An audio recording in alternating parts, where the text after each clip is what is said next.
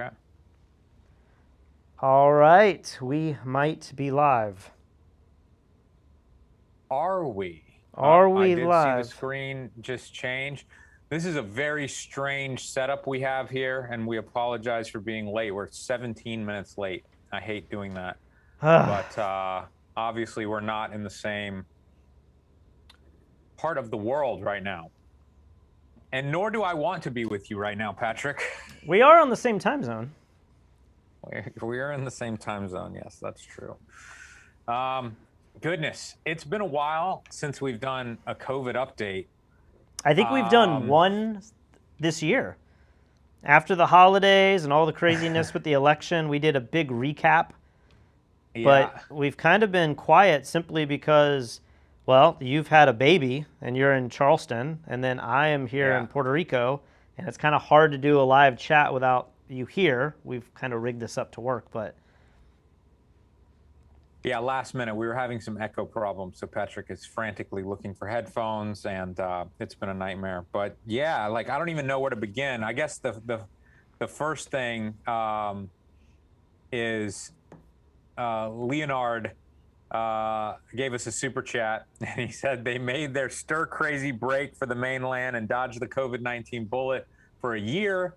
And now Patrick tests positive. Anyway, I have both my Pfizer shots, but I'm still maintaining a low profile. You got your Johnson & Johnson shot, but apparently it's not 100% that you won't get the virus. yeah, so before we get too far into this, because I know a lot of people might watch this later, I just want to say up front that in no way the things we're probably going to talk about today am I condoning not getting vaccines or the vaccines don't actually work. I'm seeing a lot of kickback on my, or pushback on my Facebook post where people are acting like I'm being some conspiracist or something. Like, we're going to get into all of it. I definitely think getting the vaccine is the right choice, but I don't even think they know that you and I have gotten the vaccine because we haven't been live since that happened. So, I know. So what, like about 3 weeks ago, I guess it'll be 3 weeks come this Thursday, I was in Charleston with you, and I heard that there was going to be this pop up event where hundreds, if not 1,000 people would be vaccinated in the middle of nowhere, South Carolina. And I said, if I can get the Johnson & Johnson vaccine, the one single shot, I'm going to do that now while I'm in the United States because I still don't quite know the answer. If you get the vaccine in one state and then you find yourself in another state 2 or 3 weeks later, how easy it is to get the second dose. I didn't really want to deal with that. So I found this pop-up, and then you were like, I'll go with you. I think I might be able to get it too because they've opened up to have, South Carolina and many states are now opening up to where more and more people can get the vaccine. You don't have to be in that 1A group anymore. And so you want to share your little experience? So, as you guys know, Patrick is a very weak person with a lot of underlying conditions. His body is frail, and he may not have much longer with us. So, Patrick obviously deserved the vaccine, and he told me that he was going to go, to try to get it at this. It was basically like Bonnaroo in the middle of nowhere, and I was like, "Oh, I'll go with you," because I read like the COVID guidelines for South Carolina, the vaccine guidelines, and they are starting to get incredibly, I don't know, vague is the right word. Vague Lax? is partly the right word, but they're also getting incredibly lenient with who can get it. So at the beginning, it was just like anyone over 65, and then it was like frontline workers and hospital employees and stuff. And then it kept going down and down to where it was like, if you're a smoker, if you're obese, if you work within 6 feet of people. And I'm like, dude, I fall into some of these camps, You can't do So jiu-jitsu without being within 6 feet of people. that's a great point. So I was like, I'll go with you, and even if I can't get it, no problem. Like I just kind of want to be there and see what this experience is like, and relay it on to our live COVID journal. First of all, before I forget, Steve Robertson, thank you so much. You just gave a $50 super chat for a baby gift for me. Oh my goodness. And another one, Rick Guire, Patrick, you're not getting half of this money. These are baby gifts from me only. So anyway, we go out to this field. We drive like 2 hours. We go out at this field. We end up sitting in the field for 5 or 6 hours. There was probably over 1,000, definitely over 1,000 cars that were trying to get in. At the end of the day, I think they had something like 800 vaccines available. And so luckily we got like in there before they started turning people away, but we still had to wait 6 hours, and it was an absolute nightmare. Now, after I had waited 6 hours and I had kind of like started talking with other people in the field and stuff, I started feeling kind of guilty. Like, do I even deserve to get the vaccine? Like I don't have any underlying conditions or whatever. So when we got to the front of the line finally, and I'm having to like give my ID and stuff, I asked the lady, I'm like, hey, I just want to make sure that, I legitimately deserve this. I'm like, I'm a videographer. I am not a frontline worker. But yes, I do work within 6 feet of people, and I'm going to be filming a project in LA soon, hopefully.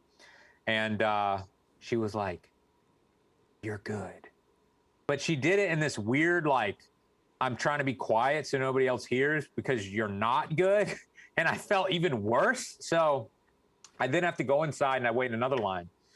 And then you have to sit down with this person that starts reading you like what could happen with the vaccine, which is kind of creepy when there's hundreds of people and there's just groups of tables and they're just reading like, you could have this, these are, symptoms and blah, blah. And I was like, hey, I need you to tell me that I am actually on the list to get this because I don't want to cut the line, And so we talked, and she was like, no, absolutely. All you have to do is work within 6 feet of people. And I'm like, that's literally everyone with a job, unless you're working from home, works within 6 feet of other people. But bottom line is we both got vaccinated.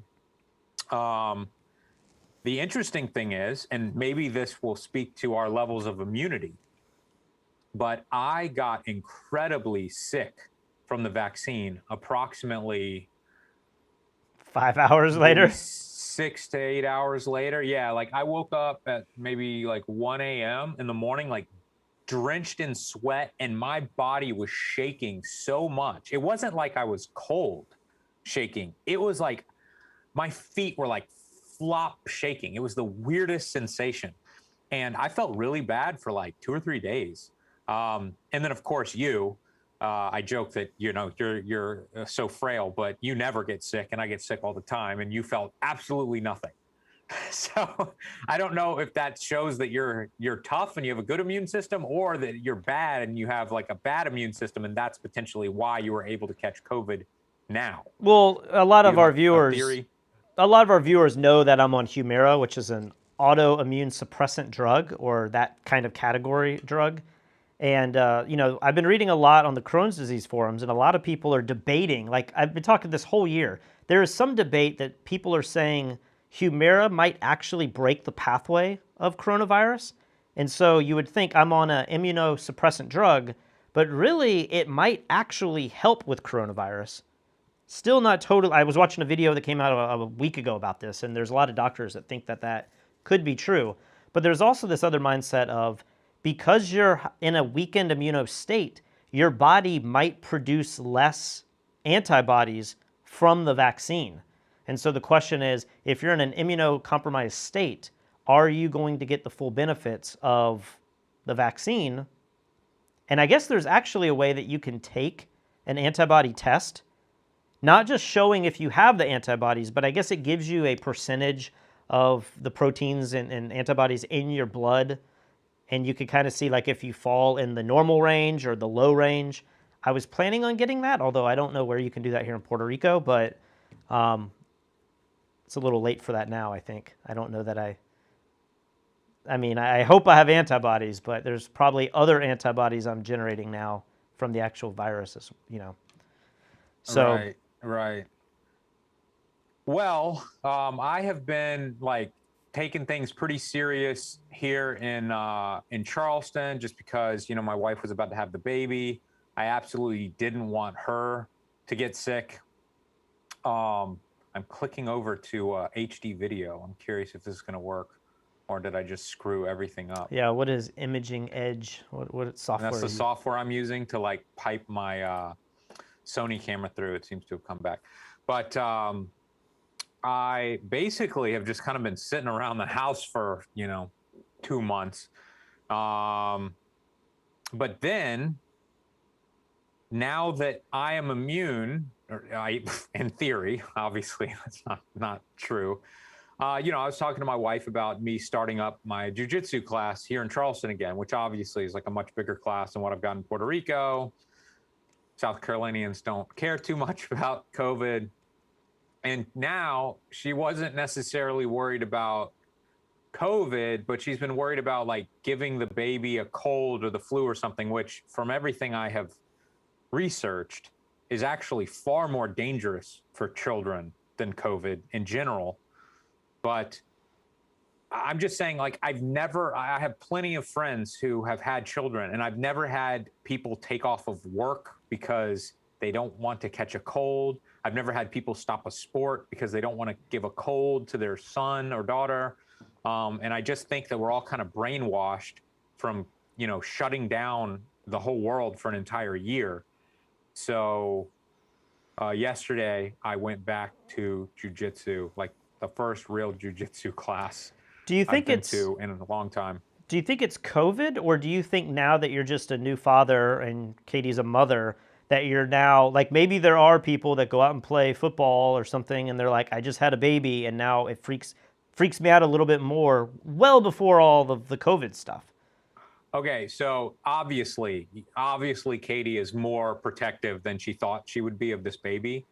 But I think when you just look at what our friends and family have done with children that they have had, her sister, for example, her last kid, she waited 30 days till the baby was 30 days old, and then she put the baby in daycare. I mean, daycare has to be the most dangerous place on earth for children in terms of disease and viruses. So if she did that and she didn't feel any guilt, 5 years ago, whenever that was, then I don't think anyone should have guilt for playing a sport, unless, of course, you're in the middle of a pandemic and that could be a problem or whatever. But before all this crazy COVIDness, I've never heard of anybody say that. Like, oh, I can't work in the office for 6 months because my son could catch a cold. I've never heard anyone say that ever. All I've heard is that kids are sick forever. They're never well. That's just what being a kid's all about. So that's how I'm trying Maybe to live there's my a life at this range. point. Maybe it's like from year, newborn to 2 or 3 years. There's a phase where maybe you don't want them to get things, because we had to get the DPAC. What is the shot that before you start like holding children and stuff? Like there's definitely some viruses and stuff that we could give newborns that would be detrimental to them. But then at some point, you're right. You do want to start getting them sick, and they're going to go to school and get sick, and they're going to bring that back to you, and you're going to, you find yourself sick once a month. With your son, you're probably Yeah, now going to be sick like 2 or 3 times a month. So, I know. I know. I was talking to our pediatrician, and she was, she's trying to be extra careful because of COVID and everything. And so she'd go on these, long speeches about, how like due to COVID, we got to be careful and blah, blah, blah, blah. And then I'd say, well, every study I have seen suggests that the flu is at least 5 to 10 times more deadly than COVID to babies and children. And, the one big study that's out says it's 12 times more deadly. So really, I should be more worried about a common cold or the flu. And she's like, that's true. And I said, okay, well, did you tell your patients a year and a half ago that friends can't come over to see the baby, and that maybe even family members shouldn't come see the baby? And she's like, well, we got to be extra careful because of COVID. And I'm like, but I just asked you if COVID was less dangerous, and you said yes. So I kind of just feel like everybody's still freaked out over this virus. And even though we seem to know the facts, every once in a while there's some freak accident where, somebody in perfect health who's young dies, and it just kind of freaks everybody out all over again. yeah. So I'm trying to like think of the facts, and live my life while at the same time being somewhat responsible. But like, I mean, you are a perfect example of giving up a year of your life and then getting the virus anyway. So, do you want to start that story? Yes, let's get into the whole story that everybody wants to hear. Probably the reason why people tuned in. And I just want to say that everybody who I've seen the comments who are like, this is clickbait, Patrick's asymptomatic, Patrick only got the virus because it's like built into the vaccine, it's a false negative. Like, so many things to talk about.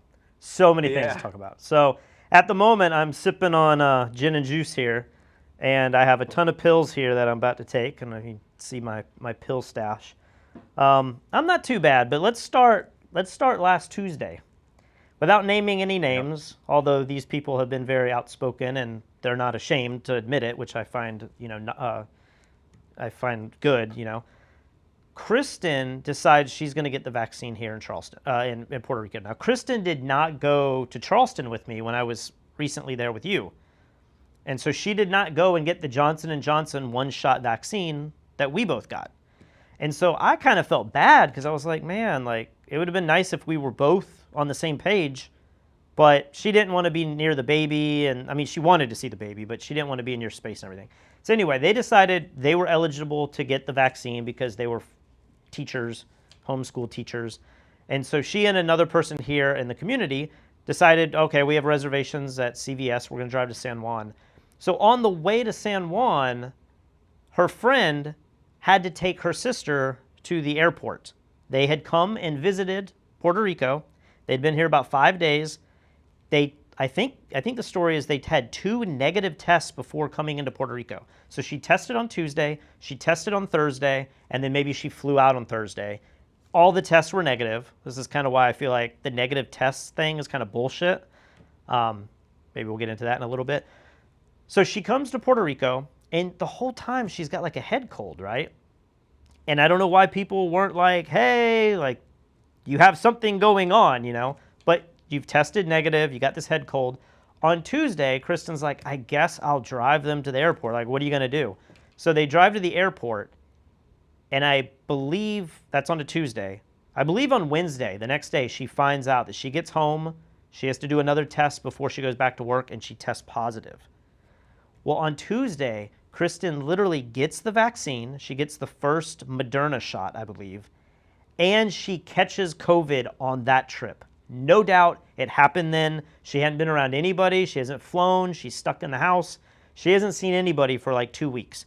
She for certain got COVID on the 45-minute drive to the airport and then immediately to the CVS to get the vaccine. So I find this, like, one, really ironic, but two, kind of interesting. And I'm thinking, I would love to Google who all has gotten the vaccine the same day that they got the virus. But no matter what keyword you type into Google or DuckDuckGo or any of these other search engines, there's absolutely no way to find an article about this. I can't find that. It has to have happened, right? You would imagine that other people have had this experience. I've met other people. There's a friend of ours in Dorado who he said that he has a cousin who got the virus a few days after getting the vaccine. But I haven't found anybody who's gotten the vaccine for certain on the same day they got the virus. So in my mind, I'm thinking, it takes like 3 or 4 days from exposure to start having symptoms, right? That's kind of what the science says. I'm wondering, if you get the vaccine, do you have like a 3 or 4 day leg up to where your body might start to tackle the vaccine and maybe it starts building antibodies and maybe like you're ahead of the curve? Or is she kind of tackling 2 things at once? Her body's responding to the first vaccine, which most people that get the 2 dose, they have the experience on the 2nd dose. It's the 2nd dose where people get really sick. But something's obviously happening physiologically with you with the 1st dose. So I'm like, man, is she getting sick because she's tackling both of them at the same time? Or will the vaccine not be as effective down the road because she got COVID right at the same time? Or will she have both antibodies and somehow her body beats this out faster than normal because it's all happening at one time? These are all like really interesting questions that I have, but there's really no easy way to find anything like any studies of this. Like I can't even find anecdotal studies, people just telling their story. I sure can't find any studies scientifically that show like people, I mean, you'd have to kind of give people the virus or know that they got it the same day. I know. I mean, dude, the irony in this story is so insane. Let me first say thanks to JH 2007. More super chats for Baby Morris. We appreciate it. He'll get some fancy diapers with some cartoon characters on there. First of all, I just want to say, Kristen, if you're watching, I hope you get better. I don't blame you in any way. Like, obviously, this is just some fluke accident. You have been very careful for this entire time. She's been the most careful of all of us. I know. And that's why I'm prefacing what I'm about to say with all of this, because I just want to say, both of you gave me so much shit for the last year. So much shit for like, I remember the first day I went to Burger King and I got a Impossible Whopper and fries, and you were like, you did what? Oh my God, you're gonna get the virus. You're bringing it into the house and everything. You went outside and talked to somebody. Oh my God, I can't believe you did it. And then I just, at a certain point, was like, screw it. I'm going back to jujitsu. I'm living my life. Screw you guys. Like, I don't even care if I get it anymore. I can't live like a freaking prisoner. And somehow I don't get it.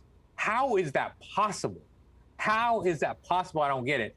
And then you guys are super safe. And the day she gets vaccinated, she gets it.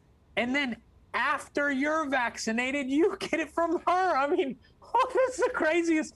Like, if we were writing this as a script or a movie, you'd be like, like, we got to make this a little bit more believable. This is the craziest story ever. So I feel really bad for Kristen because I think you're absolutely right. In some sense, she could have gotten COVID unprotected. Again, I want to say I have no idea what's going on with her with the vaccine. Is she having a harder time with COVID, or is she somehow doing better? I mean, to be frank with everybody, she's not doing well. I mean, she's not on death's doorstep or anything, but she's had about 5 days of, severe headaches, sharp headaches that feel like knives, body pains. She feels like somebody's stabbing her in her back. She's had hot and cold flashes all night. She said she didn't sleep at all last night. So she's had a really, it's still a moderate, symptoms. It's not requiring hospitalization or medical treatment necessarily, which is scary that this all falls into the moderate level. But she hasn't been having a good time. Like, she's probably not watching this because she's been in a dark room for the last 5 days. So it hasn't been pleasant. But I feel bad for her because you're absolutely right. She could have had COVID a year ago and gotten this over with. But the way I look at it for me is I'm like, I don't think I fall in that same category because I have the vaccine. I went 14 days, and I know a lot of people in here are debating the times. We can talk about that here in a minute. The CDC and the Johnson & Johnson reports say that you have a full vaccination after 14 days. After 14 days, it actually drops a little bit. It drops like 0.5% down. I don't know why that's the case. But then some people are saying up to 28 days could be the best. But the studies right now are saying in America, you're basically 65 to 75%. I think it might even be higher. Maybe in America, it's 80%, 85%. You're 85% immune to the most severe cases of COVID on the J&J vaccine after 14 days, which is exactly right where I was. When I contracted it, I was about 2 weeks out. This Thursday, I will be 3 weeks out.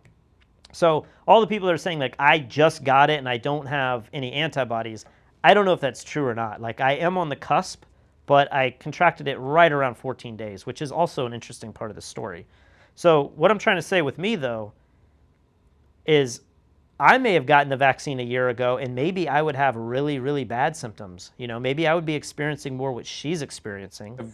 The vaccine a year ago, or I'm sorry. The virus? If I caught the virus a year ago, perhaps what I'm about to go through, and I don't know where I am in this phase. I don't know if I'm at the same stage she is.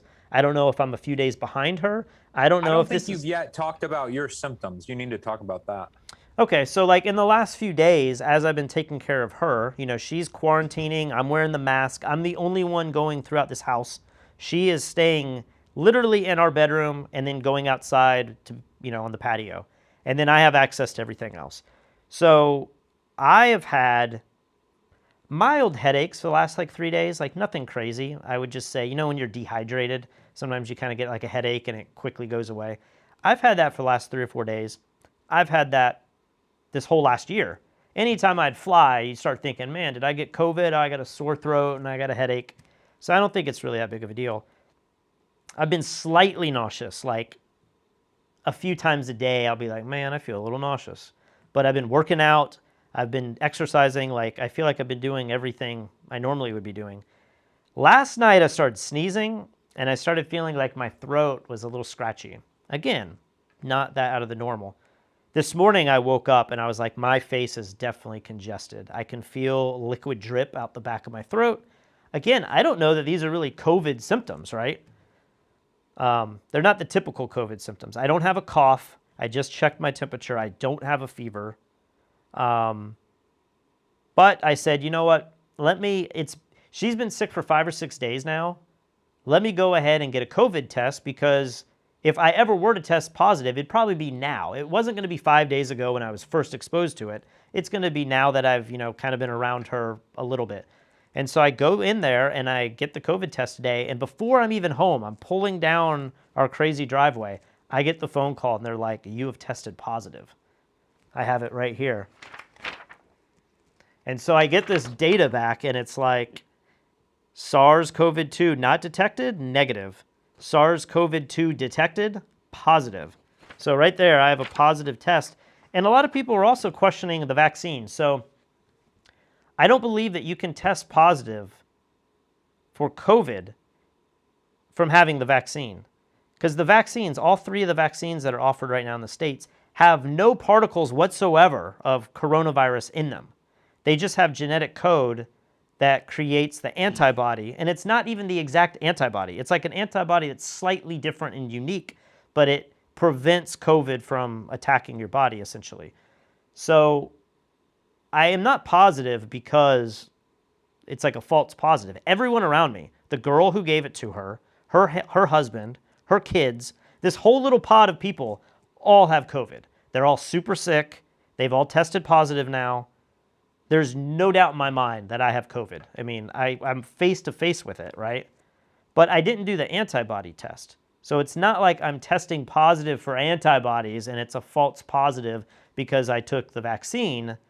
I actually have COVID particles in my nasal cavity that came back positive. Which I assume means that you are contagious, which is kind of, it started to creep me out a little bit when I heard all this, because, like everybody's been saying, like, oh, just give up your life for a few more months and then you'll get the vaccine and then you can get back to living. And then, like, I would say the Pfizer and Moderna vaccine, they have like a 95% chance that you won't even contract the virus, I guess. So that sounds pretty good.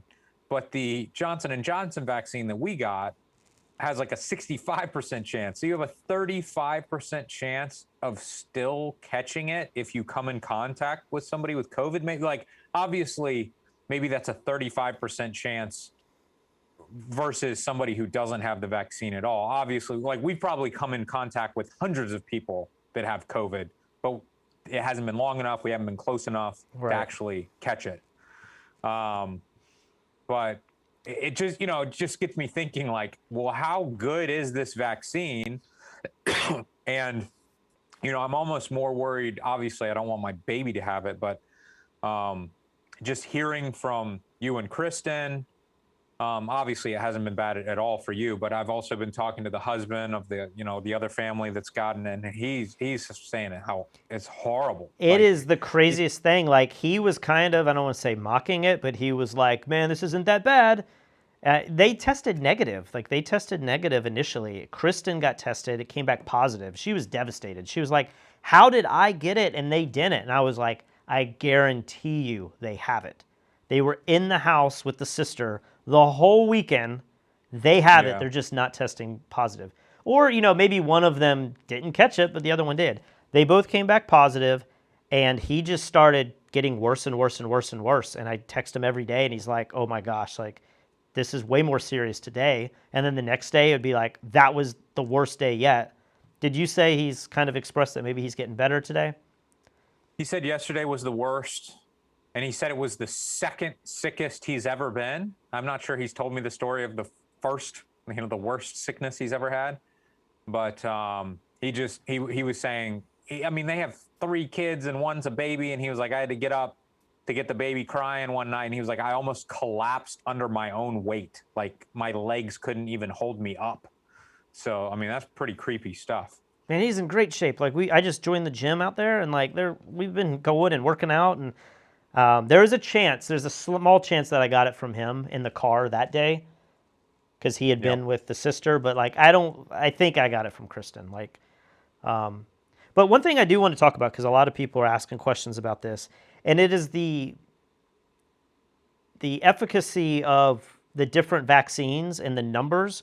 So it's kind of a complex topic, but there's 3 vaccines currently available. 2 of them are mRNA vaccines, and then one of them, the one that we got, the Johnson & Johnson, it's like a cold virus that they've injected DNA into, and it's more of a traditional virus. It's got DNA where the other 2 have RNA. When you hear the numbers like 95% effective and 94% effective, or 65, 75% effective in our case with the J&J, it's a really confusing way to label those, don't you think? Because you would think 95% means like, oh, I have a 95% chance of not getting COVID at all, which in some ways might actually be a worse way of looking at it. It's actually 100% effective to prevent hospitalizations and death. So that is the big takeaway from all of this, is like I'm a little frustrated and skeptical, and like my mind's kind of been wrapping my head around, well, we got the vaccine, but I still got sick. If you get the vaccine, there's a 100% chance that you're not going to go to the hospital or die. But then the 95% is the effectiveness of catching mild to COVID, mild COVID to, what's the other one? Moderate. And so you could say, well, you have my parents would have a 5% chance of getting moderate COVID after having the Moderna vaccine. Whereas we have a 25% chance of contracting COVID in a moderate to mild way. So when you think of it that way, I was thinking of this a week ago. I was like, if she is sick and I choose not to wear a mask and I choose not to quarantine from her, I have a 1 in 4 chance of catching the virus. That's a very high percentage. Now, I could live in peace knowing that I feel very good right now, because statistically, there's no chance that I should die or go to the hospital, which is very reassuring. But it does have the highest chance of catching it. Now, the caveat with all of this is that these 3 vaccines, 2 of them were tested at a completely different time frame than what the Johnson & Johnson was tested for. So the Moderna and the Pfizer vaccine were tested well before any of these variants had even developed, or before we knew about them. And so in some ways, you have to ask yourself, are the Moderna and the Pfizer vaccines really that high? Are they really 95% effective if they were never tested against the more contagious and slightly different genetically viruses from, the UK, South Africa, Brazil, Russia, all these different places? Where at least with the Johnson & Johnson one, I know that it's at least 70% effective against those, right? And in many cases, those are the most predominant wild case variants now.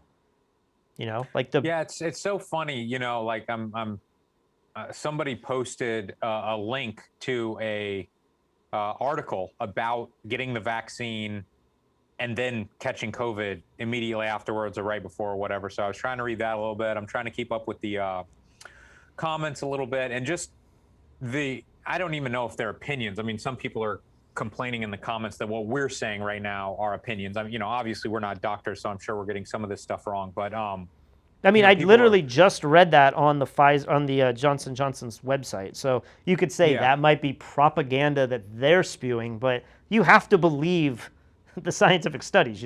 There's dissertations and research papers on this stuff. Whether or not we're going to... Somebody earlier said something like the 2021 variant of the virus is way less serious than the 2020 version. So that's why you're super lucky and you don't have bad symptoms. But then you watch the news and they're saying the new variant is way worse. And, maybe it's not way worse. Maybe it's more contagious and that's why we're getting more Yeah. deaths. I But mean, whatever happened in Italy and New York and some of these cities early on, it did seem like people were less healthy. I mean, that's the other part of it. Like, if all the least healthy people already died off from COVID or the nursing homes, those numbers could just be way worse because the virus got to more susceptible people, but it wasn't really any more deadly in terms of its genetic makeup. But Well, it, I don't know if you have looked, and I don't know if any of our viewers have looked, but I mean, there is a new wave coming in many countries. It's definitely started back in the U.S., which is shocking.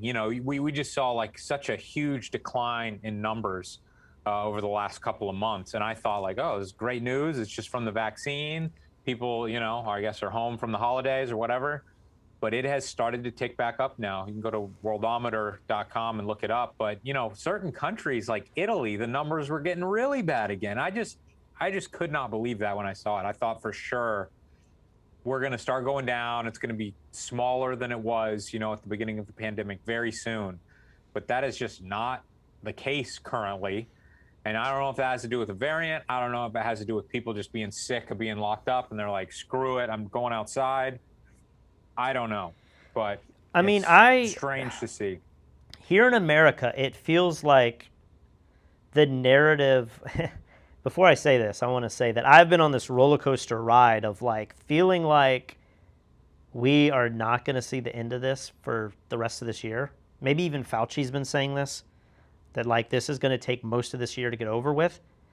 And then I arrive in Charleston and you say, Patrick, you can go get the vaccine at CVS. And I'm like, what? We got the vaccine. We didn't get it at CVS. We had to go out to that field. But when we got that vaccine, I was like, this is about to be over with. Once, like, I Yeah. think, aren't there crazy numbers right now that like half of Americans have already gotten at least the first dose? It's like 100 million people. I know it's a third. But if you say 100 million people have gotten the first dose, maybe half of those are already getting the second dose. A large percentage of people have already had COVID and maybe they have vaccine, a natural immunity. It just starts to feel like we're going to tick up really closely. I mean, many states are opening up now to where anyone over the age of 16 can get the vaccine. I feel like in a month or so, I did feel like in a month or so ago, I did feel like in a month we would be over all of this. But now after this, I'm starting to think a little more cynically. I'm like, are we all going to get COVID? Like, is there any, yes, we won't die. You and I probably wouldn't have died anyway. But are we all going to come out of this being like, man, most of the world got COVID? Like, even with the Well, vaccines, we had mild cases of it, which wouldn't be so bad. But when people talk about COVID being all these other complications that are coming out months and months and months later and all this other stuff, people still don't have their sense of taste and smell back. I mean, even if you don't die and you got the vaccine, but you have to deal with things that maybe we don't even know yet, that's a very scary prognosis, it is. It is. And I'm sure eventually we're going to get into it. But I sent you a video, I think it was today. Oh gosh, And it was these two doctors speaking about this other doctor that's basically written this paper where he says that we are doing the absolute worst thing by vaccinating people in the middle of a pandemic. And I don't fully understand, obviously, but his theory is that we are basically asking for some like super virus to be created. It's going to come into somebody's body, like either yours that had like some immunity but not enough, and it's going to figure out how to like get around your immunity, or especially somebody like Kristen, who literally got the vaccine 1 hour after coming in contact with the virus. Could the virus mutate faster and more deadlyly, and all of a sudden none of the vaccines work anymore? And I'm like, oh my gosh, I didn't even consider that. Hopefully that's not the case. Well, yeah, so I was thinking of that. And I wish we had a clip of this video because I watched it and it was the scariest thing ever because he's basically like, we should not be giving anyone vaccines. We should let everyone get it and the weak will die. But that's the way that humanity has always dealt with these things, right? I think the idea is that we vaccinate people in hopes that they never come across the virus naturally. But if they were to come across it, like polio, like you're probably not going to come in contact with polio. But if you did, your body would be immune and it would just attack it right then and there and it would be over with, right? But his idea is that when you're going through the middle of a pandemic where this is spreading like wildfire in the moment, and there's a very high chance that everyone's going to come in contact with it, and we start giving people vaccines, it's like we are putting, what did he call it? He's like, we are putting like a pressure, like a genetic pressure on this virus to mutate out when it normally wouldn't. Normally your body would fight it naturally and it would win or lose the war, but it's kind of like, I think, they didn't mention this in the video, but it's kind of the idea of like using antibacterial soap. Like in hospitals, they're very adamant on like, you do not want to give immunity to these bacteria cells so that now all of your antibacterial medicines won't be able to fight the bacteria because you've exposed it. It's the same reason why you can't go to a drugstore, in America at least, and buy an antibiotic, mini antibiotics, over the counter. Because people like you and I, dumb idiots who don't know anything about science, we would probably take the antibiotic anytime we thought we were sick. And eventually our bodies would either become less responsive to it or the bacteria would become immune to it, right? And so isn't it really bad for humans as well to start killing all of the good bacteria, right? Yeah, I mean, I don't know what that is called, but yeah, you don't want to. You can get like C. diff and stuff if you do that. Yeah. So he was basically just saying that, there is a very good chance that these viruses could start mutating in an unnatural way because we've given so many vaccines. And I was thinking about that today after watching that video with Kristen. And I was like, I don't know how it works well enough, but I'm like, if she was exposed to the vaccine and then immediately exposed to the virus, and the virus is trying to win this battle and replicate and take over the body, but now it also sees maybe some of these, some of these antibodies from the vaccine that are in a very weakened state. She hasn't built it up to where it can win the war easily. It's just kind of there. Could this virus say, hey, like, oh, here's a day or two old vaccine. I could overcome this because it's not powerful enough. And then 3 or 4 days later, maybe it takes a month later, but like she gives it to me. Could I be the recipient of some kind of new mutation? I mean, we know these mutations are happening. We see them all over the world. And they're becoming stronger, and they're not more deadly, but they are becoming more contagious. And so this video, you should try to pull it up so you can at least mention how people could watch it. But it's not, I don't feel like it's some crazy conspiracy, anti-science video, but it is a unique take. And the problem that they mention in the video is that a lot of people don't want to have these conversations. Like, it's one thing to say that the virus is caused by 5G and they're going to control our minds, right? There's craziness like that should be excused. But there is a real conversation that should be happening in the medical communities about what will happen, if these viruses are able to mutate. And suddenly, I mean, that's what Fauci keeps arguing, is that there is a chance that our vaccines will become useless. And I think Robertson has a super chat here that's about this. He says variants are just random mutations. They aren't necessarily worse. But is that true? I agree. They're just random mutations. But isn't the point that, and maybe it doesn't matter, but if it's having to mutate to survive against the vaccine, that like the only way we know to kill it, and there's a way that somehow it can beat that antibody or whatever the heck protein is, built in our bodies now, then we are now able to give that to one other person, and the second one other person has it, boom, now like there's this new variant out there that can beat all of our vaccines? Or is that just as likely as it happening without the vaccine present. The video that we watched and the paper that this doctor wrote made it sound like, no, it is way more possible. I wish I could speak more clearly on this. It's, I just have a bachelor's degree, which is nothing. But I think you need those outside forces to cause the mutations to actually fight and resist the outside force. So if you don't have any vaccines, I don't think the virus would ever really gravitate towards mutating towards the force that isn't opposing it. You know what I mean? You need something there, and I think that is his point. I'm getting texts from Dirty Richard, one of our neighbors in Puerto Rico. And Dirty Richard is named Dirty Richard because he has not given a crap about COVID for the entire year. He has been having parties, poker games. He's been living a better life during COVID than probably ever before.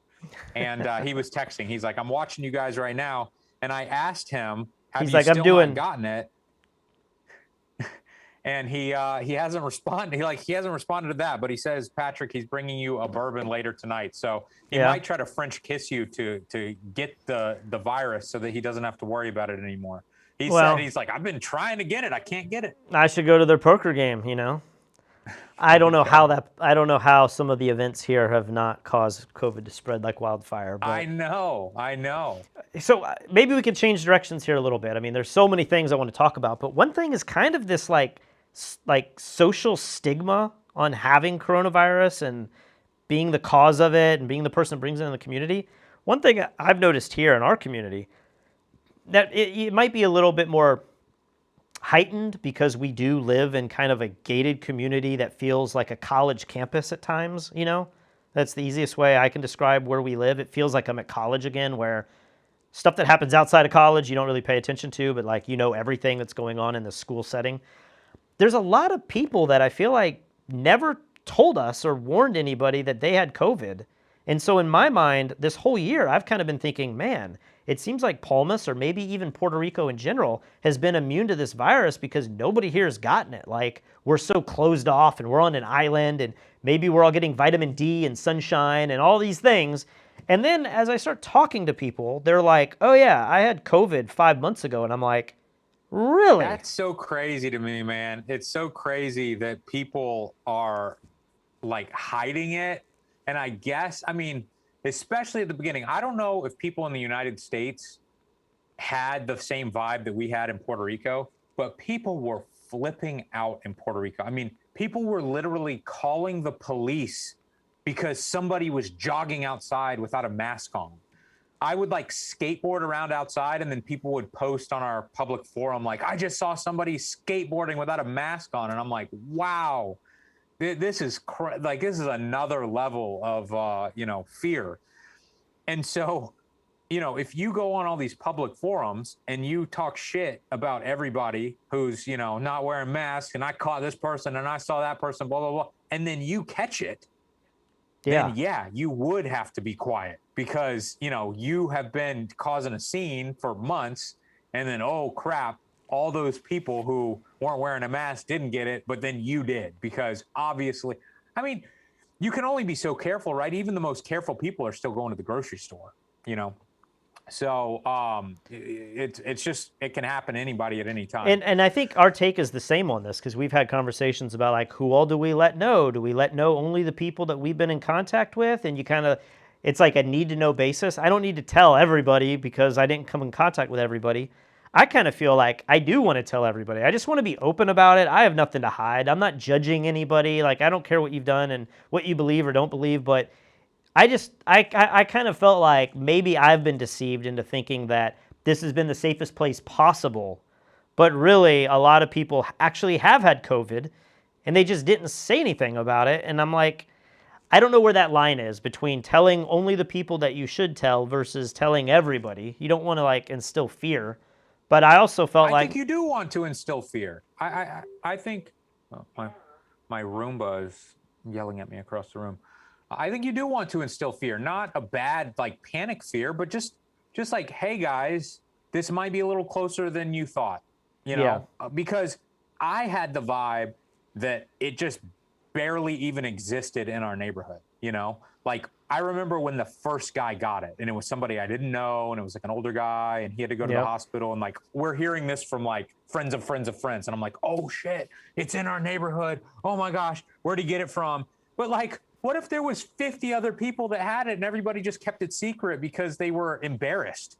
That's horrible, you know? Yeah. I remember when somebody else that I kind of knew got it, and all of a sudden I was like, oh, you know, maybe I shouldn't be going to jujitsu, or like, we were gonna go out to eat tonight at the restaurant, but like, maybe we should chill out for a week or two and like see what happens before we like, what if 200 people in our neighborhood have it? Like, that would be too dangerous Because to go out. what it set up was, especially in this community, I mean, there's people that don't care at all, like Dirty Richard. But there's other people where they're like, oh, we're just gonna have a social gathering and it's fine because like COVID hasn't really been here. And I kind of started to buy into that too, where I was like, oh, I can go to an outside party and be around a pool, and we won't necessarily have masks on because we're outside. And but if I had known that people were sick back then, I probably would have thought different of that. You know, it's just like a weird mind game of like, what are you willing to do and risk, and what's a real, a real fear. I know it's really weird. And I would think, I mean, I do understand that if you've been talking trash to other people and then you get it, it's embarrassing. But if you get it and you can warn people like, hey, just so you know, like, I'm surviving, I'm going to be fine, but just be careful out there. Here's where I think I got it. I didn't think I could get it from this, but I did. And, you know, Dude. I had somebody come stay with me with a negative test, and they, they still had it, so be careful with that. Like, that's good information. But other than that, once somebody's recovered from it, I just feel like they're the safest person in the world. Like, finally, I can hang out with that person without thinking about it at all. They're probably So I got to interrupt you than here the because vaccine. Yes. I think Richard is like about to walk through the door and give me a bottle of booze, and I'm like COVID positive, and I'm like, I don't know what to do. Dude, just don't let him in the house. He doesn't know the door code. I just sent him the door code. I mean, am I are you gonna infect somebody live on the internet right now? What is he doing? Am I responsible for that? Like, I don't. I mean, I guess I am now. Yes, I gave him the code. let him into a war zone. I told him not to come, and then he came. Oh gosh. Yeah, what a mistake. I mean, you gave him the door code, so that's really stupid. And I don't even have my mask like on me right now. He's gonna come and French kiss you. That's what he's about to do. He just wants attention. And he's gonna pass it to everybody in this neighborhood because he throws parties nightly. So yeah, that was dumb. You shouldn't have let him come in the house. Yeah. So anything else that you want to talk about, or is this going to be a relatively short episode? The other thing that I just thought about in terms of all of this, like going to parties and we're okay because COVID's not here and all this stuff. I just saw it pop up with somebody's throwing an event, and I've had this conversation with my parents too about like, well, you know, my parents would always say, well, we don't want people we don't know coming in because like I don't know where they've been, but like if we know them, then it's okay.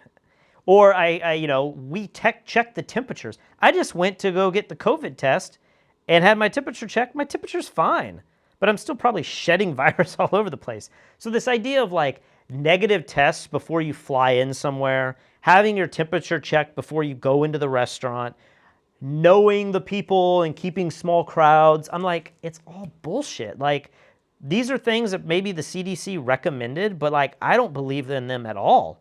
I think just because you tested negative doesn't mean, if you test negative, we dealt with all this with Christmas. We wanted to go to Kristen's parents' house to have Christmas, but we were like, how do we do that safely?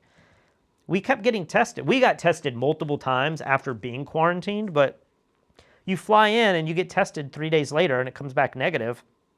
That doesn't mean that you're negative the day you got tested. It just means you were negative maybe like up until the flight, you know?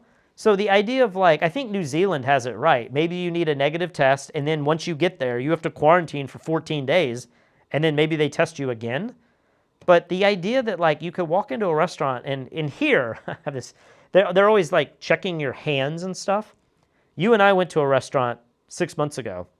You drove us there, and the guy comes up to the door, and the window, and he checks us in the car, and your temperature read like 82 degrees.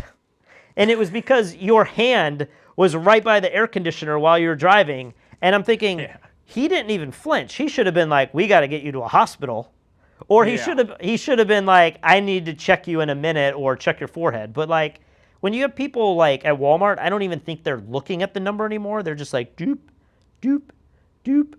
But it doesn't matter at all. Like I right now do not have a fever at all, yet I am positive. I would love to know how contagious you are. Is there any chance that you aren't contagious? Somehow you have the virus and you aren't contagious? Because here's the interesting thing.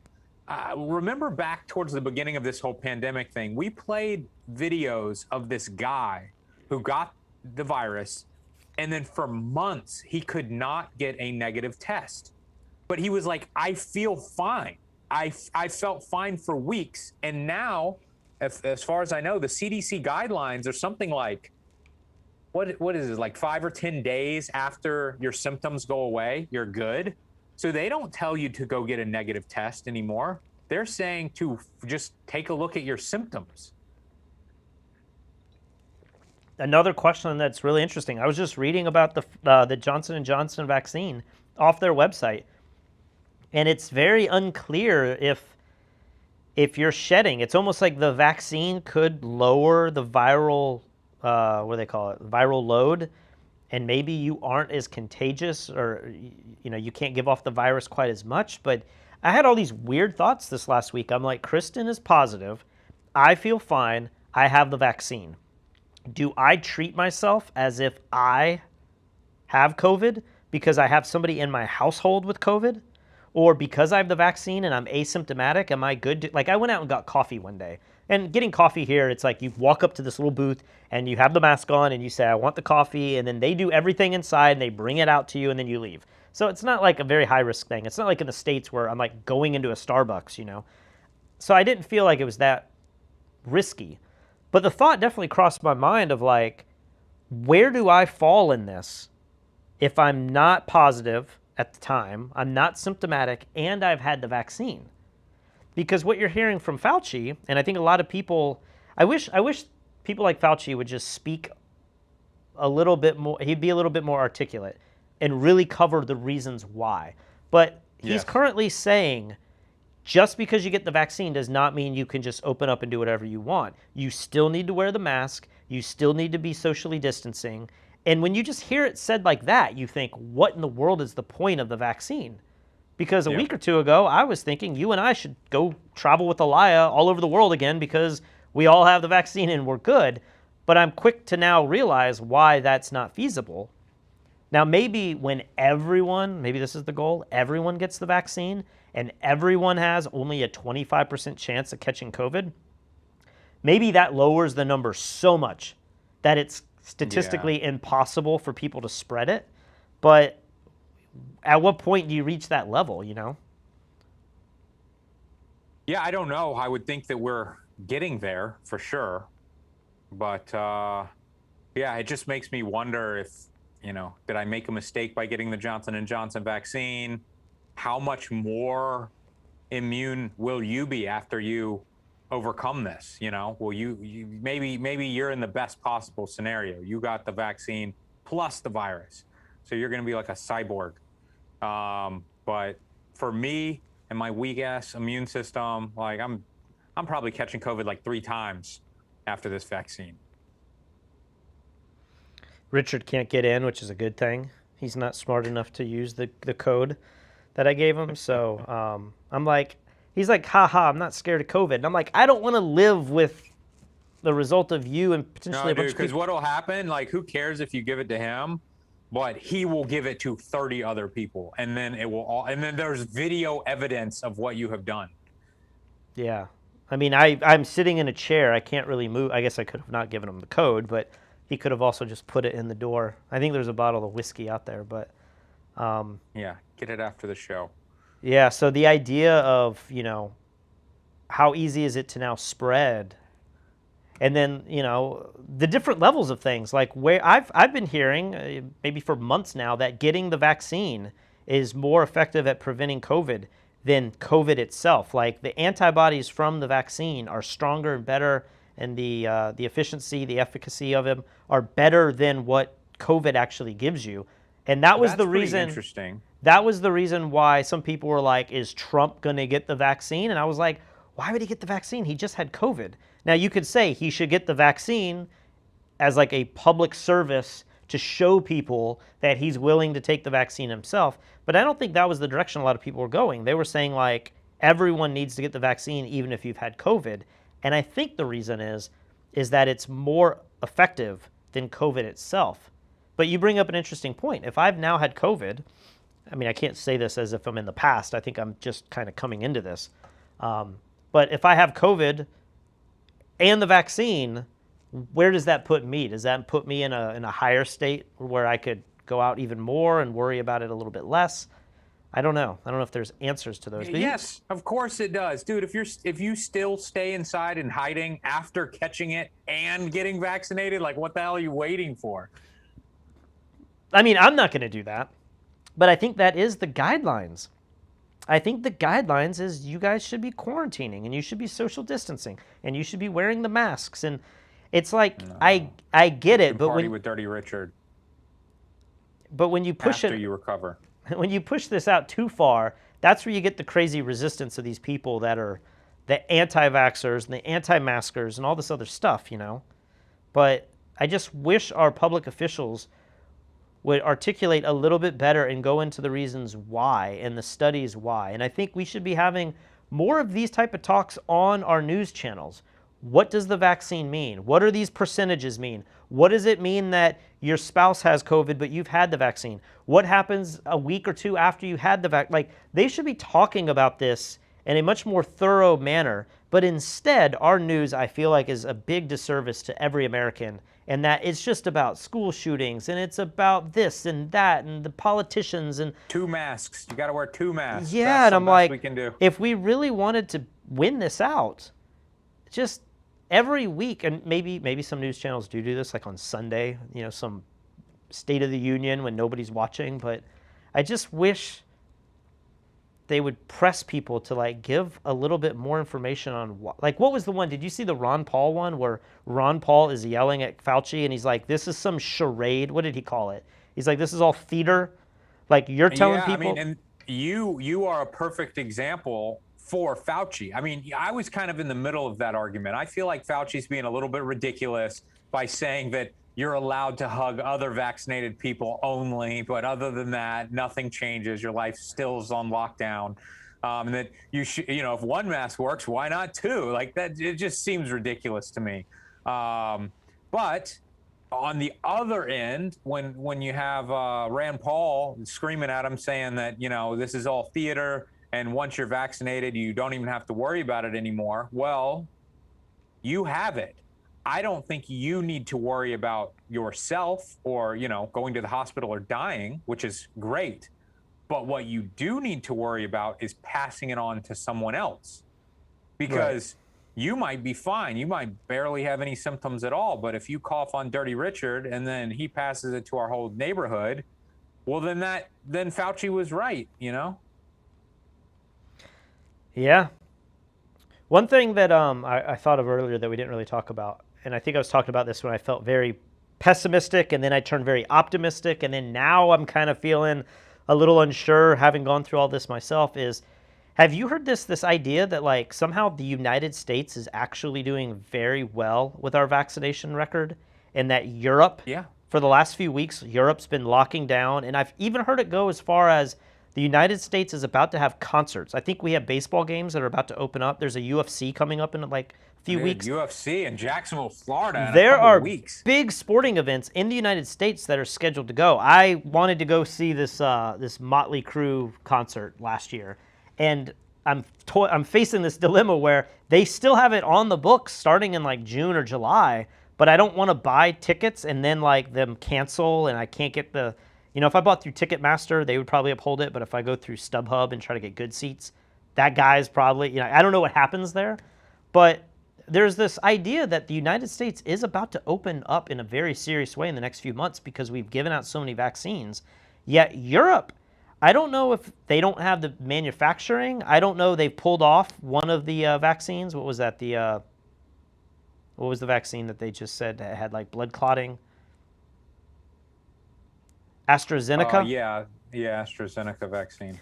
And so I've heard this also from. We have a friend who lives in Canada, or she's married. She's married to somebody from Canada, and Canada doesn't have the ability to produce vaccines. Like they don't have those facilities. So the United States is now selling or loaning vaccines to Canada because without us doing that, they would have zero way to vaccinate their people. And I'm sure this is happening all over the world. And so it's very, I don't want to say ironic's the right word. Here in America, it's very politicized, like what did Trump do and not do, and what has Biden done and not done. But it feels very much like the United States is about to be vaccinated in a very significant way, where a lot of the rest of the world might not be. And they're talking about a fourth or fifth wave in Europe that the United States may never experience. And I find that like really interesting when all that you and I have heard all year is that the United States has responded to this in the worst way possible. And it's just kind of a Trump's weird fault. Yeah.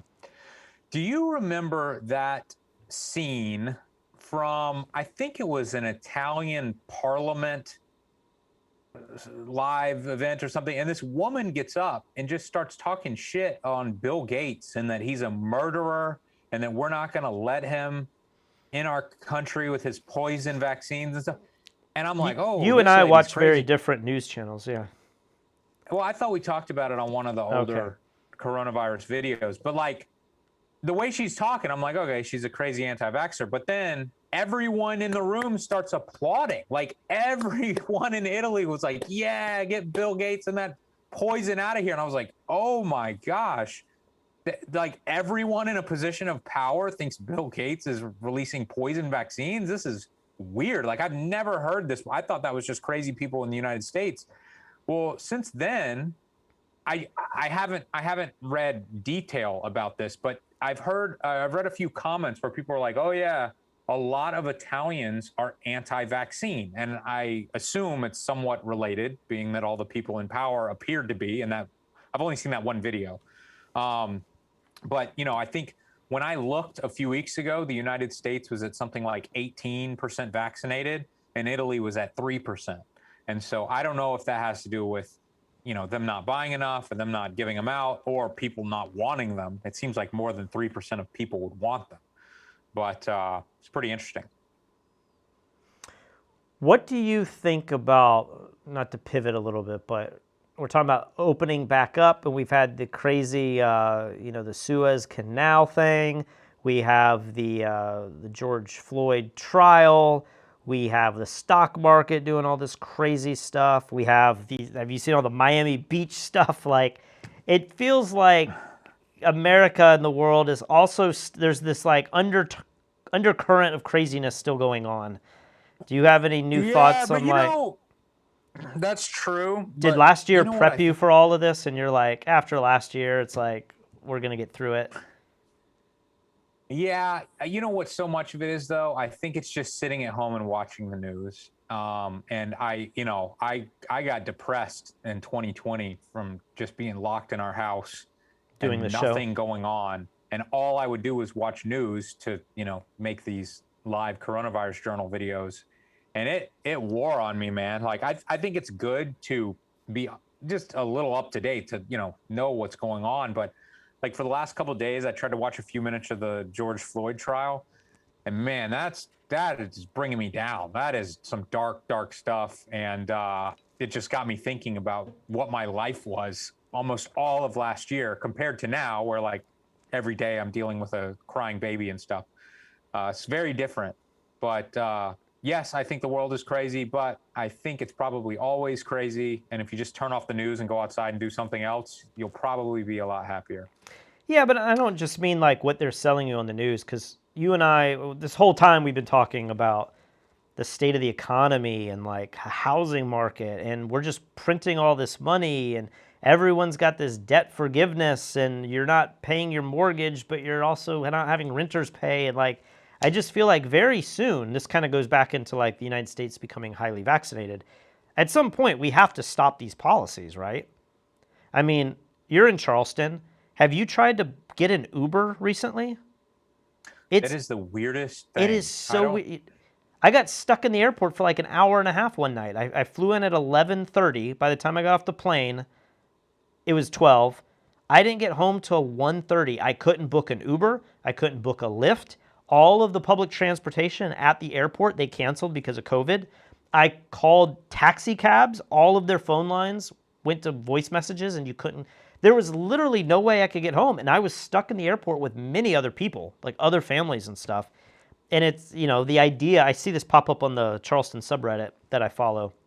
It seems like every week somebody's complaining about this, and they're all just saying it's because no one wants to drive.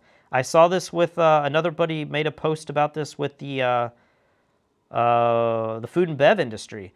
They were saying that nobody wants to work in food and bev at all. They're being worked. They're overworked. They're making below minimum wage. They're not getting tipped because Americans are starting to just not care about tipping anymore. Like, I've always tipped really high during the coronavirus pandemic because I kind of felt like, man, you guys aren't selling as much food and it's really hard on the businesses.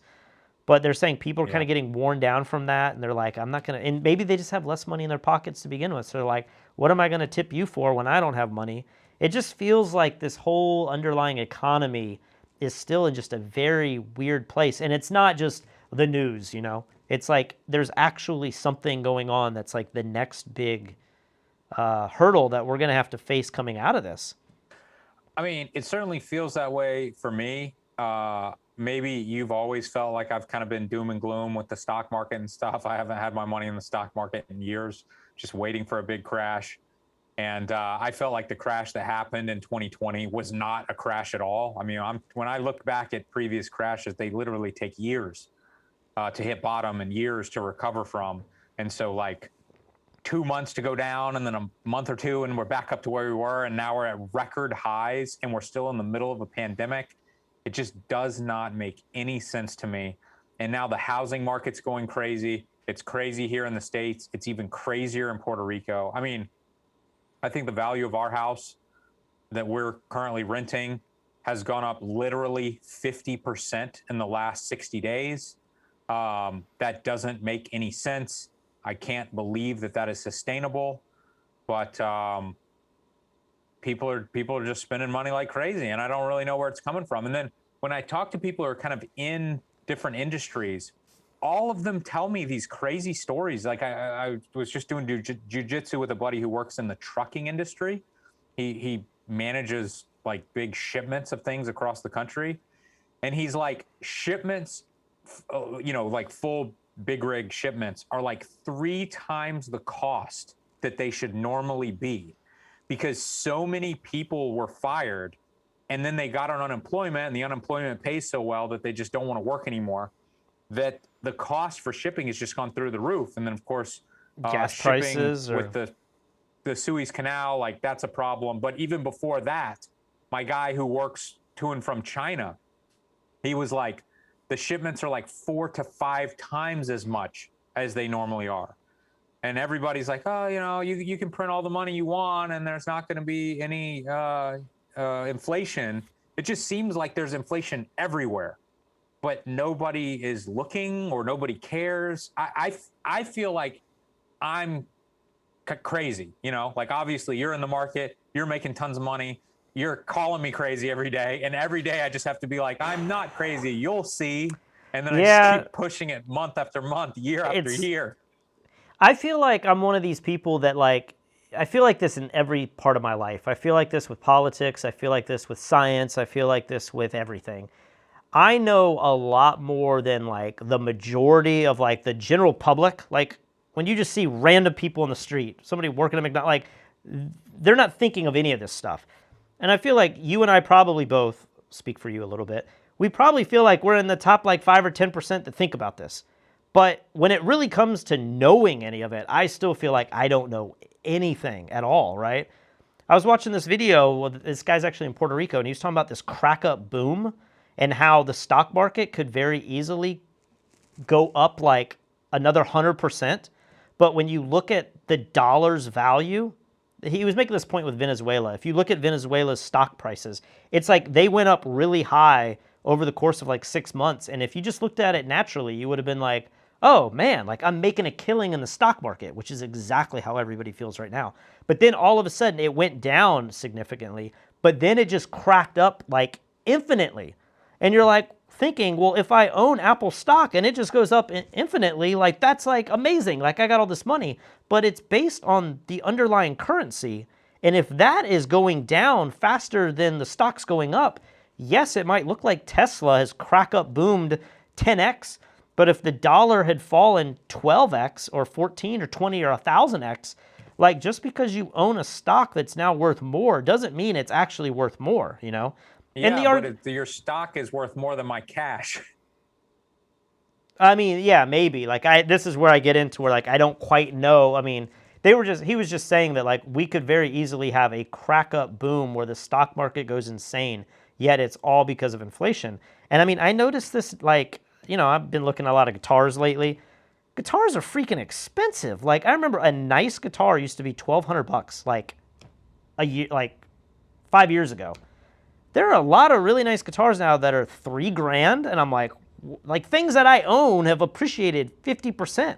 And I'm like, this is crazy. Like I remember joking with Mike Kelly when the stock market crashed and we thought we were going into the end of the times. I was like, man, this is the time to buy all this fancy stuff that I've always wanted because everyone's going to have to sell it because they can't afford to hold like fancy, nice, expensive gear. The opposite has happened. Everything is going, I mean, people are selling, but the prices are going up and up and up and up and up. And you see that with the housing market. There was something I recently bought. It was like some kind of food item or something. And I was like, I just bought like bagels and 2 coffees and it was $20. And they always say that inflation is like the silent tax. It's like the unseen, invisible tax. And I think so. This goes back to the thing I was just talking about where like I'm aware of that. But I think the majority of Americans have, I mean, everyone in our chat probably is aware of it. But when you just see random people, this is why there is an argument that the minimum wage should be raised to some degree. I know that you could say, well, it's a free market, and every jurisdiction, the price of money is also different and stuff. But the idea that like you only had a 3% gain in wages over the last year or two, but the value of the dollar fell significantly more. Like you can see where it's a KY, it's like a K recovery. I almost said KY, you know. I don't know if you know what that is. I think you need to reference the ivermectin that you have on your table. Oh, this here? Which one? I have 2 different ones. I have this bad boy, and then I have this one. And I think I got this one too. I got 3 different ones. So this is the one that my dad got me that is the actual medical grade, like you need a prescription to get this. But I left it in Charleston, and you overnighted it to me. Overnighted like Friday, and I just got it today. So in the meantime, I had to go to the like agro store and buy the ivermectin for like horses. And then this one was it felt kind of sketchy, but it kind of also felt a little bit better than the horse stuff. But this is like liquid form 1% ivermectin, and he like just pulled it out of a bottle into a syringe and then sold this to me for like $12.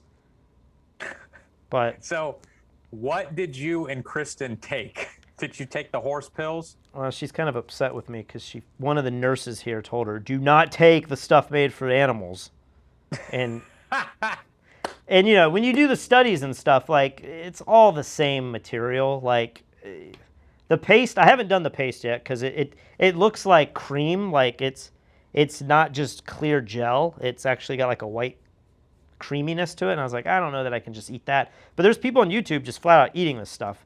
But there are studies overseas, especially in Australia and New Zealand, where like this is a treatment around the world.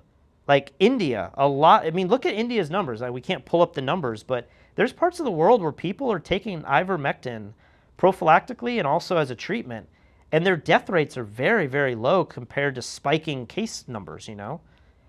And so but ivermectin people also said that the reason Africans weren't getting the virus was because of their, what's Trump's dream drug?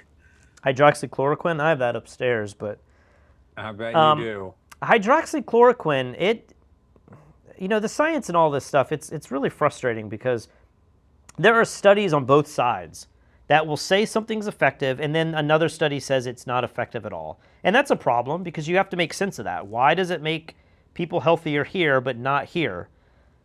But then you add politics to it, and we saw that with Trump and hydroxychloroquine when the second that he started touting that drug, it's like the media was like, that's not science, we're not going to. But there was a hint of science in it. Ivermectin is something my dad has been, praising since like April of last year. And it never got the same publicity that hydroxychloroquine did because Trump never talked about this one. But if you look at the studies, again, there's studies that say I don't find any studies that say any of this is harmful. And that's kind of where I get frustrated. If this is harmless, and this drug right here is in the HWO's like 100 most important drugs for humanity. This has been taken for like 50 years. People take this every day, all parts of the world. I mean, I could do it right now. Like, I'll just take a little bit. Oh my God. Patrick's going to kill himself live on the air. You take this sublingually. It doesn't taste really great. You just swish it around. But the idea is like, if you could take something that might have a 10% chance of like decreasing the symptoms, like why would you not do that if it was not harmful at all? If it's harmful and hydroxychloroquine could have horrible reactions, I get it. Like, not everyone should take it, but we've had people in this chat who said they took hydroxychloroquine before they went to places with malaria, and it's not a big deal. That's what's so weird about that thing. And I watched so many videos with doctors that swore it was working, and maybe it doesn't. Maybe, they, like with this one doctor, he was like, I've given it to 300 patients and not one of them has died. And I'm like, well, that's not enough people to really, like the majority of people who get it aren't going to die. So that's obviously not a scientific study. But everyone acted, when Trump got on board with it, everyone acted like, oh my God, he's telling people to use this drug that's not going to work and it's going to kill them. And then when you really learn about the drug, it's like people take it all the time. People just tell, oh, I'm going traveling. Oh, sure. Yeah, I'll take that pill before I get on the plane or whatever. So this idea that, is so deadly or dangerous was ridiculous. Well, the one that you brought up that's kind of interesting is you were saying Dr. Drew, which we all know Dr. Drew's had a crazy roller coaster ride this last year in terms of like denying it and then getting it and then changing his mind. But he was touting some biologic drug, some kind of, what do you call it? It's like a cancer drug. And you brought it up and you were like, you should totally get on this. Apparently it's super cheap in the United States. Any doctor will prescribe it. And it's like a miracle drug for COVID. Like he's saying everyone that takes it gets better. And so I started researching it. It's a monoclonal antibody. And Bamlanivimab. That one. And I found that, well, there's the sister one that's not that, and that is the one made by Regeneron, which, do you remember when Trump took Regeneron when he was in the hospital? And everyone was like, he is taking some experimental multi-million-dollar drug that only the richest people in the world can get. And I'm looking it up, and I think recently something happened in the news, like in the last month, where they either approved it for use or maybe they redacted it and said we're not going to allow it to be. Something happened with these two drugs in the last month.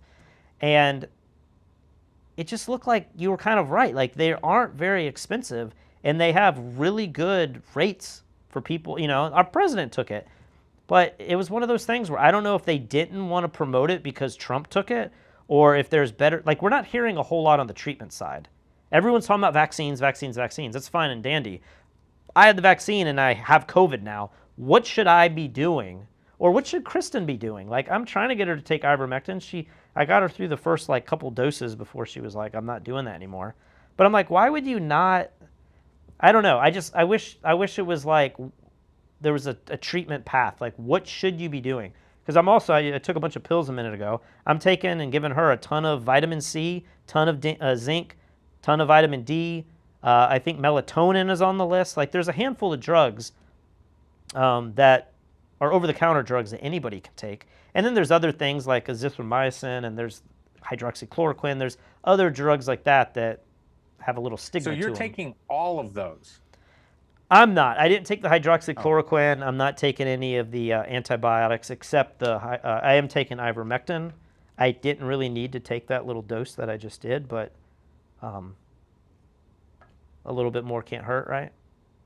yeah. You're extra strong now that you've had your horse pills twice. Yeah, I mean, when you see the like horse on the package, it's a little hard to just.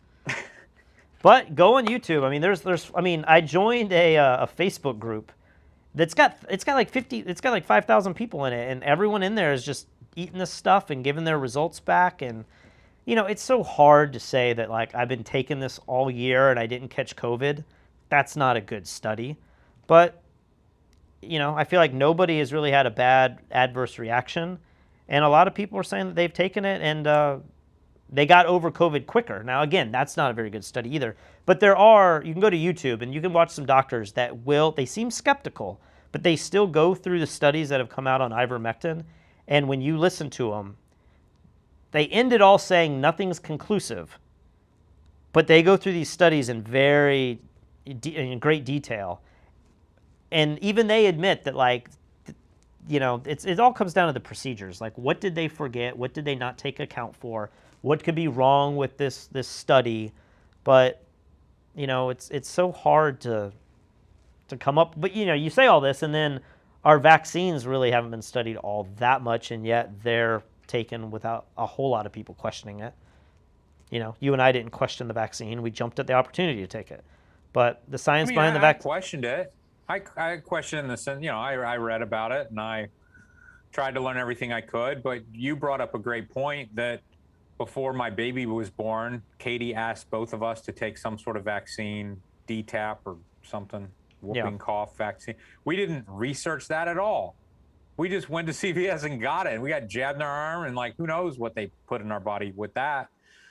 So in a way, a lot, it's all just psychological. I was creeped out when we went to go get the vaccine. Yeah. And I saw 1,000 people waiting for 6 hours and people standing in line. And then you go into that giant room, like it was in a church that this was happening in. And just all these people everywhere getting jabbed. But before you were allowed to, you had to read about the symptoms, that you might have. And I was just like, is this the biggest mistake in world history? Like, will this be the end of civilization? We were surrounded by, how do I say this politely? I'm from the country. I'm from the middle of nowhere. We're surrounded by a lot of people that just like had a lot of comorbidities and high risk rates. And you're seeing these people that are relatively uneducated because it's out in the country. And I think the reason they did it out there was because there's a large amount of people who are skeptical, especially in minority communities, because let's face it, America has done some really horrible things, in terms of testing things. Look at Tuskegee and all that stuff. A lot of people are skeptical about taking these drugs. And so where did they go? They said, we're going to go out in the middle of nowhere and try to encourage people to get vaccinated. So we're there being treated like cattle, surrounded by people there's people talking to themselves. And like, it was strange. Yeah. And when you go to CVS and you say, hey, I'm here for my 4:30, and they just come out and just give you the prick and you leave, it's a completely different experience than what you and I had. Because like I felt like we were seeing how unorganized it was. We're seeing everyone getting out of their car. Like you said, it felt like Bonnaroo. It felt like a music festival. And we're seeing everybody out there just like, y'all know anything about what they're giving them vaccines out? And you're like, I don't know. I'm just going to wait in this line and find out. But yeah, it was strange. And like you said, while we were getting the vaccine, you were like, if we had just gone to Walgreens or CVS and we had a reservation and one nurse just came out and jabbed us, it wouldn't have felt creepy at all. It would have felt just like the Tdap vaccine we had just gotten 2 weeks before. But because of the scenario, it felt like a scene out of The Walking Dead or something. It was strange. But anything else? I did have that moment. I think I asked you this. Like, as I'm sitting there and they're about to prick you, like, there was this moment of like, it wasn't so much like, am I going to be okay or am I making a mistake? It was very broad. It was like, is this potentially the biggest mistake humanity has ever made? Like, what if something is wrong with this and we don't know till 5 years down the road or 10 years down the road.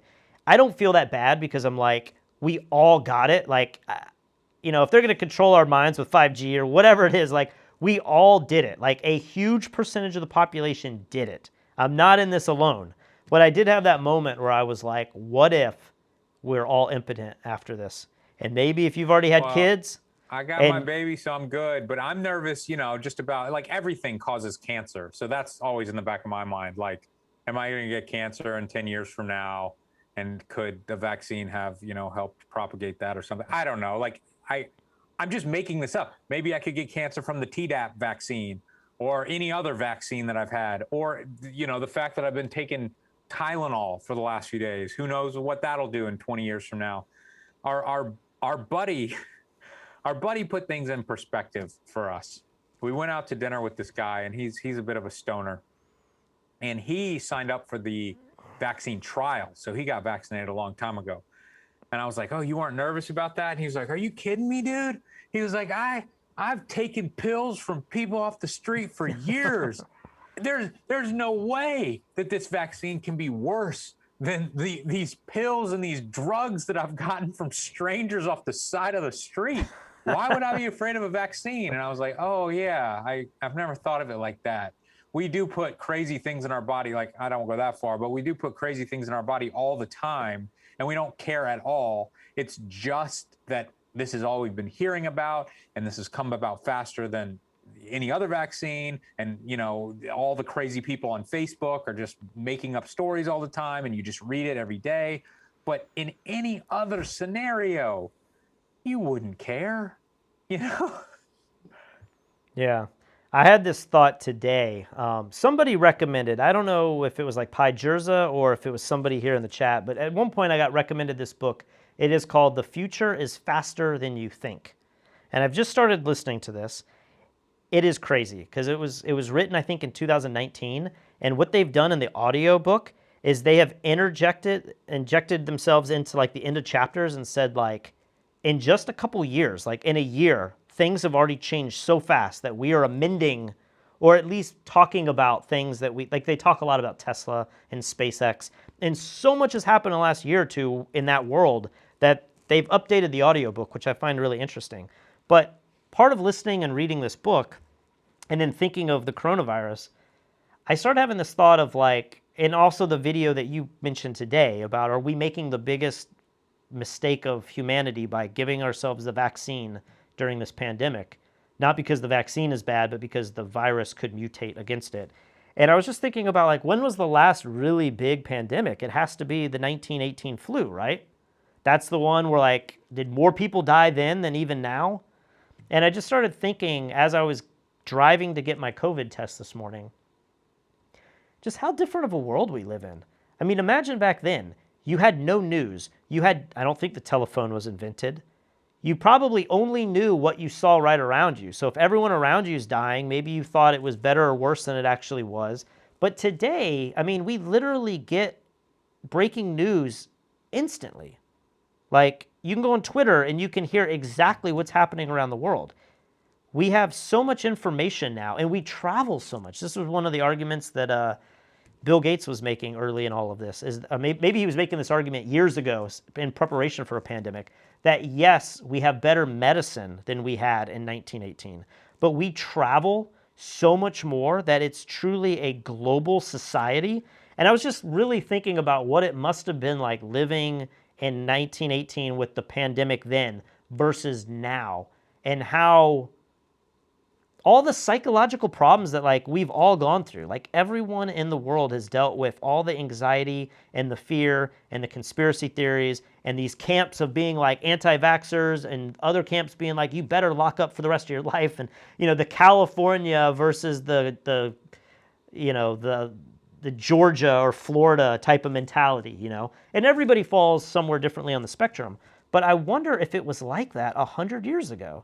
Like if everyone just read the one paper and it just had like one storyline, one narrative, it didn't feel like you had as much information and people didn't have a voice the way they do now. I just really wonder what it would be like then versus now. And are we better for it? It's Or yeah. I mean, are we tearing ourselves up? Like even you and I doing this show, is this like detrimental in like the human experience compared to when we were all disconnected? yeah, I get what you're saying, and I go back and forth between thinking like, no, it's better. We have science now, and like we can see things coming and we can plan for it. And then when there's death and sickness, we understand and we can figure it out. For Whereas sure. in 1918, we didn't have any of that, and all you would just see is like everyone around you dying. And I've seen videos with interviews, like I think there's a somewhat recent one who like there was a young girl who's like a super old woman now, or 10 years ago, 20 years ago, that did this interview talking about everyone in her town just dying and her walking over dead bodies and having to move dead bodies and stuff. And it sounds insane. I mean, worse than anything we've seen with COVID. And I looked up the numbers. Spanish flu was 50 million deaths, and so far we're at 2.8 million deaths with coronavirus. So I mean, considering how much larger the population is, like you said, how much more we're traveling around the world, I mean, this seems like nothing compared to the Spanish flu so far. I mean, who knows how long this can keep going? But Well, you so mentioned that far, like you mentioned that science is better, and you have to agree with that.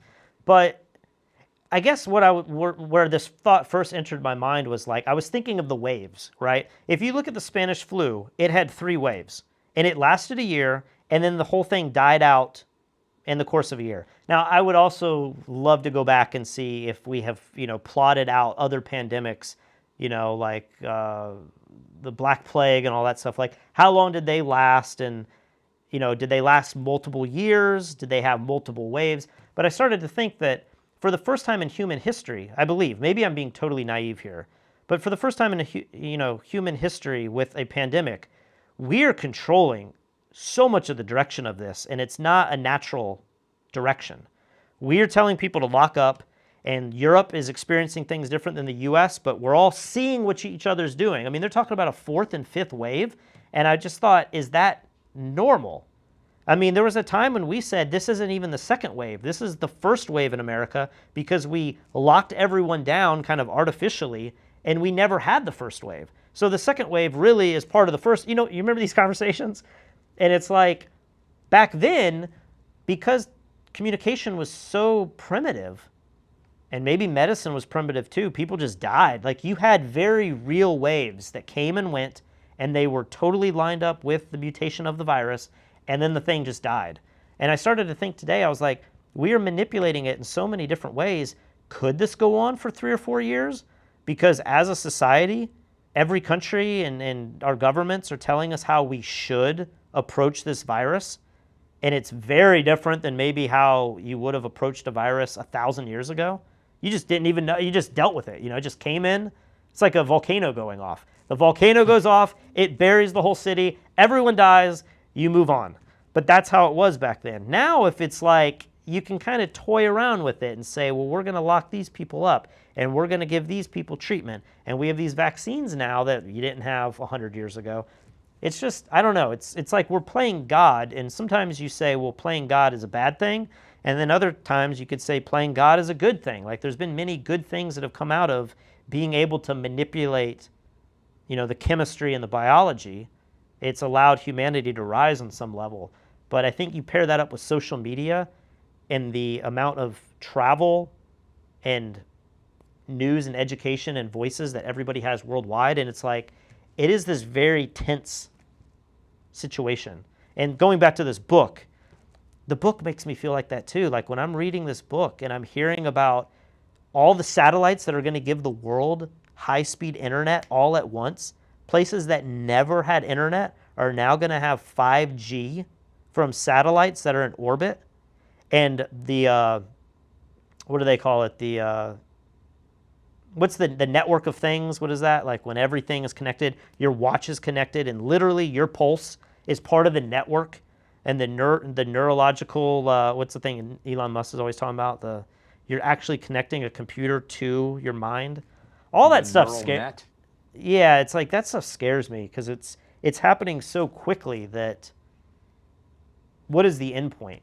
And that's probably for another conversation altogether. But Yeah, and I mean, now that we got this system set up, like I'm happy to go live again tomorrow or in a few days if you want. But I want to get into, like the Trump uh, voting lies, about the stop the steal and all this. Like we got to talk about that. Did We you got to see the talk about, defense of the Kraken girl? yeah. She's like, no Reasonable. reasonable person would consider what I'm saying is fact.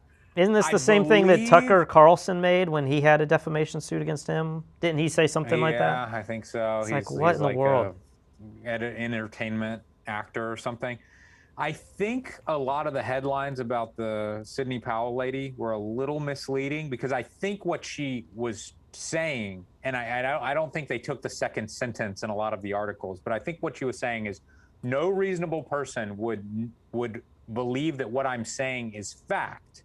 They would understand that they needed to be proven in court. And when you add that second sentence on, I'm like, okay, that is a little bit more reasonable. But the stuff that she said and the way that she was like, we have a fire hose of evidence. I know for a fact that I've got the guy right here who wrote the software. I have proof. I've seen them change the, like, she was going further than saying I have a theory. But we can talk about that another day. And then the other big thing that we need to talk about is the origin of the virus. I mean, we have once again spun back to believing that this was from the Wuhan lab. The bat thing was bull. That didn't exist. It never came from the wet market or whatever. But I think we should do a little bit more research about that. And I think Is this back in the news? For another show. Yeah, it's definitely back in the news. Like Joe Rogan had this epidemiologist dude who works with the WHO, and he came on and he was like, do you know how ironic, and maybe nothing is more ironic than Kristen getting the virus the day she gets the vaccine. Maybe that's peak irony, and if that's possible, then anything's possible. But he's like, do you understand how ironic it would be if there is a lab in a city that literally works on bat coronaviruses, and everyone, like, that's a fact. Everyone knows that for a fact. Yet a local bat gave a coronavirus to the entire world right next to that lab. Like, what is the chance that that could happen? And so, when you put it that way, you're like, yeah, I think the biggest thing, the way I've always leaned towards it came out of a lab. And I can't go as far as saying it's a biological weapon and it's like malicious or anything, but hasn't it just been proven that there's several people that had the virus early on that had no contact with the wet market, and they were so far away that they can't connect the dots to those people? I mean, I don't know. I've gotten such mixed information about like when somebody had it and blah blah. Do you see there's somebody who's like the previous leader of the CDC just came out just the other day, and he was like, I think it came from a lab, and not only that, I think it happened in like September, October. Like he pushed the date back a lot, and he's like the highest up dude in the world, or used to be. So the fact that he's coming out and saying that now too, it definitely seems like it came from the Who lab. is the new girl? Maybe she's the new leader on the president or whoever, the top person in the CDC. Somebody just came out like yesterday. I think she's like this Indian woman, and she started crying and saying, what was the quote she said? It was like, we're entering into, I can't remember it. Maybe somebody will type it, but she said something like, she's like, I'm going off the record right now, and I'm just going to say it. We are headed into like, it was kind of like the Black Winter comment that Biden had. And she kind of got a little emotional. And I was just looking, I mean, this was before I knew I was positive with the vaccine. And I was like, what is she talking about? I feel like we're about to totally be immune to this and it's all going away. And here's this lady, like, at the highest level, spewing more fear. But I don't know. I mean, you could argue that fear is what we need. Like, you can look at the numbers. Go look at the numbers. Like, we're going back up again. Deaths are going back up again. So, I mean, maybe we do need a little fear check every now and again. But I'm feared out. I got my vaccine. I got to get back to living my life. Is Katie getting the vaccine? She's getting her vaccine, her first dose tomorrow. So that'll make me feel better about her. I'm really more nervous about her than I am the baby, just statistically speaking. Does But the truth, she? I mean, Katie never gets sick. This was the I'm the sickest question. one. I asked this question at the very beginning of this episode, but is she going to have to get the second dose before she gets back here to Puerto Rico? Can you get the second dose over state lines? Can she get it in Florida? I think you can. Can you get the dose at a different location? Like if you get it at CVS there, can you get it at a Walgreens down there? That's her plan. So we'll see. If we have to fly back into Orlando and do a little Disney trip, you know, that wouldn't be too bad. All right, we got to call this dude. I take the baby in the morning, so I wake up at 5 a.m. Katie takes the first shift. I wake up at 5. I take the baby at 5 a.m. So it is my bedtime. You didn't do the help? No, we hadn't done the help. Yeah. COVID, well, baby. I'm gonna get some sleep and then hopefully, I hope I feel better tomorrow. I'm like on edge because I'm like, is this as bad as it's gonna get, or am I just getting into the beginnings of all this? Nah, you're good. You're good. You're good. You're vaccinated. You got baby COVID. Everybody else I was worried about, but it sounds like they're getting a little better. So I think everybody's gonna be okay. All right. Well, good night, guys. We'll keep you updated. Go get the vaccine. Either way. Either way. Thanks for watching. See ya. We'll do another one soon.